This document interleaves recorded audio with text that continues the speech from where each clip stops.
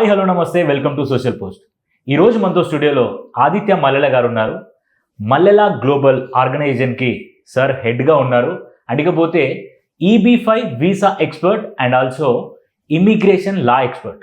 మనందరికీ యూఎస్కి వెళ్ళాలి, లేకపోతే అబ్రాడ్కి వెళ్ళాలి, అక్కడ ఒక గ్రీన్ కార్డ్ తీసుకొని పర్మనెంట్ పిఆర్ని మనం సెటిల్ చేసుకోవాలి అని ఇలాంటి డిఫరెంట్ కైండ్ ఆఫ్ మనకి గోల్స్ ఉంటాయి, లేకపోతే ఇష్టాలు ఉంటాయి.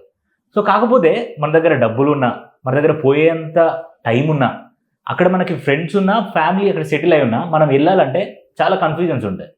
సో నేను మాట్లాడే కన్ఫ్యూజన్ చాలా చిన్నవి, కానీ సార్ మాటల్లో చాలా క్లియర్ కట్గా మనకు ఎక్స్ప్లెయిన్ చేయడానికి ఈరోజు మనతో స్టూడియోలో ఉన్నారు.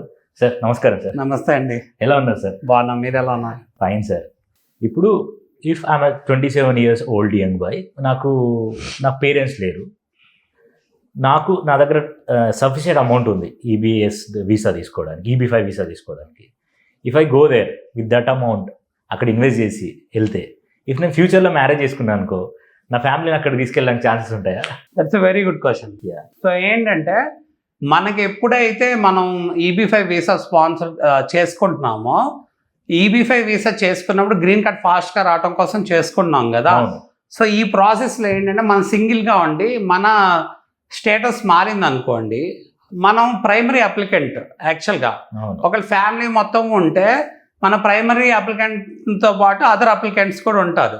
సో ఫర్దర్ స్టేజెస్లో మనం ఏంటంటే మన స్పౌస్ని యాడ్ చేసుకోవచ్చు అప్లికేషన్లో, ఇబ్బంది ఏం లేదు. సో అలా అడ్వాంటేజ్ తీసుకుంటానికి ఉంటుంది అనమాట. Okay sir, okay, thank you so much. అలానే మనకి EB5 వీసాలో ఇప్పుడు మీరు కేటగిరీస్ అడిగారు కదా, ఎలా ఎటువంటి కేటగిరీస్ ఉంటాయి అంటే targeted employment area, non targeted employment area కింద ఉంటుంది. సో $800,000 అనేది మినిమం ఇన్వెస్ట్మెంట్ అండి. సో ఎప్పుడైతే మనం టార్గెటెడ్ ఎంప్లాయ్మెంట్ ఏరియాస్ డబ్బులు పెడుతున్నామో మనకి 8 crores అయిపోతుంది. సో అదే మనం ఏంటంటే నాన్ టార్గెటెడ్ ఎంప్లాయ్మెంట్ ఏరియాస్లో పెడుతున్నాం అనుకోండి, like it is going to cost as more than 1 million. అంటే ఏంటంటే మనకి 10 crores పైన అవుతుంది. సో ఎప్పుడైనా ఇన్వెస్ట్ చేసే వాళ్ళు డెఫినెట్గా తక్కువ అమౌంట్కి వాళ్ళు గ్రీన్ కార్డ్ రావాలని చూస్తారు. మనకి ఫర్ అండర్స్టాండింగ్ పర్పస్ మనం చూసుకోండి. సో ఈ జనరల్ కేటగిరీ గ్రీన్ కార్డ్స్ ఉంటాయి, అలానే రిజర్వ్డ్ కేటగిరీస్ గ్రీన్ కార్డ్స్ ఉంటాయి. ఎప్పుడైతే మీకు చెప్పినట్టు ఇంతకుముందు 1990లో వచ్చిందో ఈ లా EB5 వీసా అనేది, తర్వాత 2022 వరకు $500,000 మాత్రమే ఉండేది. $500,000 అంటే around like let's less than 5 crores అనుకుందాం.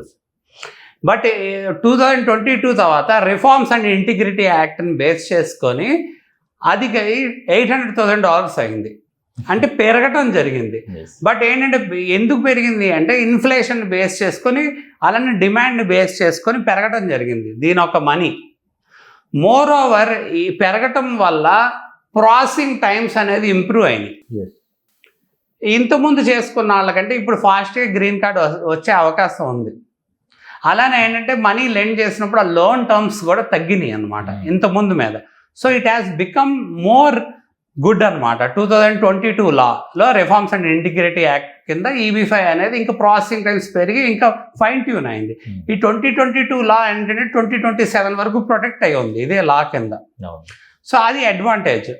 సో దీంట్లో కూడా ఈ గ్రీన్ కార్డ్స్ని కేటగిరీస్ చేశారు. Reserved category, unreserved category. అలా మనకు జనరల్గా అర్థం కాదు. జనరల్ కేటగిరీకి రిజర్వ్డ్ కేటగిరీ ఎలా చేశారు అంటే దాన్ని టార్గెటెడ్ ఎంప్లాయ్మెంట్ ఏరియాస్ కింద, అంటే ఎంప్లాయ్మెంట్ ఇంక ఎక్కువ జనరేట్ చేయాలి, అక్కడ ఎంప్లాయ్మెంట్ నెసెసిటీ ఉందని బేస్ చేసుకొని అలాంటి ఏరియాస్ కింద క్లాసిఫై అయిన ఏరియాస్లో ఇన్వెస్ట్ చేస్తే ఎక్కువ ఎంప్లాయ్మెంట్ క్రియేట్ చేస్తున్నారు కాబట్టి మన డబ్బుల ద్వారా మనకి అక్కడ ఒక 10% ఎక్కువ రిజర్వేషన్ ఉంటుంది గ్రీన్ కార్డ్ త్వరగా రావడానికి జనరల్ కేటగిరీ కిందకంటే.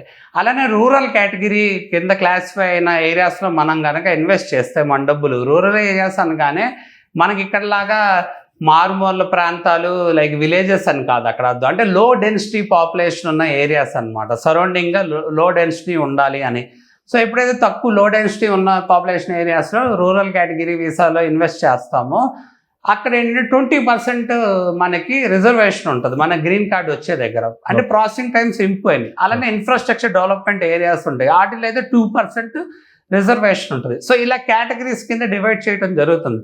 అంటే మనకి అండర్స్టాండింగ్ పర్పస్కి అసలు ఎలా, ఇప్పుడు యుఎస్ అనగానే ల్యాండ్ ఆఫ్ ఇమిగ్రెంట్స్ కదా, ఎలా దాని హిస్టరీ తీసుకుంటే ఎలా వచ్చింది అంటే, ఫస్ట్ ఎప్పుడైతే లో డెన్సిటీ కింద ఓవరాల్ కంట్రీ అంతా తక్కువ పాపులేషన్ ఉందో, they started inviting people from all the countries. మనకు అసలు యుఎస్ అంటేనే ల్యాండ్ ఆఫ్ మైగ్రెంట్స్ కదా.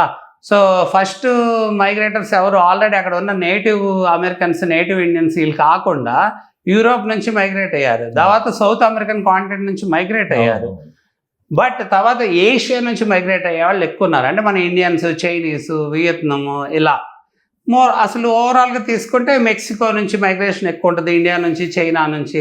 అలానే మన ఇల్లీగల్ ఇమిగ్రేషన్ చూసుకున్నా కూడా మెక్సికన్ బార్డర్ నుంచి మెక్సికో పీపుల్ ఎక్కువ మైగ్రేట్ అవుతూ ఉంటారు ఇల్లీగల్గా కూడా.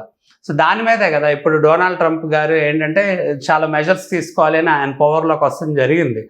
సో ఈ పాపులేషన్ గురించి మనం మాట్లాడుకుంటున్నాం కాబట్టి, ఎప్పుడైతే మైగ్రేటర్స్ అక్కడ ఫస్ట్ మైగ్రేట్ అయ్యారో, తర్వాత ఏంటంటే స్లోగా అదర్ కంట్రీస్ నుంచి కూడా ఇన్వైట్ చేయడం జరిగింది. సో ఇన్వైట్ చేయడం జరిగినప్పుడు ఎక్కువ మంది మన ఇండియా నుంచి కూడా మైగ్రేట్ అయ్యి వెళ్ళి అక్కడ సెటిల్ అవ్వడం జరిగింది. ఇప్పుడు ఏంటంటే అక్కడ పాపులేషన్ పెరిగిపోతుంది.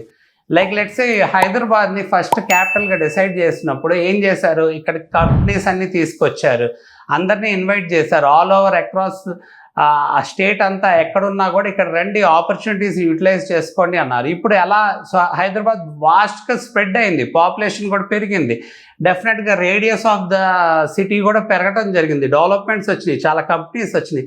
సిమిలర్లీ అక్కడ ఏంటంటే సిమిలర్ విధంగా ఇన్వైట్ చేయడం జరిగింది. Okay sir. సో ఇప్పుడు న్యూయార్క్ లాంటి చోట్ల తీసుకున్నాం అనుకోండి, న్యూయార్క్లో సర్టెన్ టైం పీరియడ్లో కనుక మీ కార్ కనుక అక్కడ ఎంటర్ అయితే మీరు టోల్ ట్యాక్స్ కట్టాలి. ఎందుకు అంటే అక్కడ ట్రాఫిక్ కంజెషన్ అవుతుంది అని బేస్ చేసుకొని, అంటే ట్రాఫిక్ అనేది ఆగిపోతుంది. సో కంజెషన్ టోల్ ట్యాక్స్ అని చెప్పి వేస్తున్నారు. లైక్ లెట్స్ సే స్టార్టింగ్ $5 నుంచి $20 వరకు ఇంపోజ్ చేస్తారు అంటున్నారు. ఈవెన్ దో న్యూ జెర్సీ నుంచి వచ్చే వాళ్ళు ఆల్రెడీ టన్నెల్ ద్వారా, బ్రిడ్జ్ ద్వారా అక్కడ ఆల్రెడీ టోల్ ట్యాక్స్ కట్టి వస్తారు.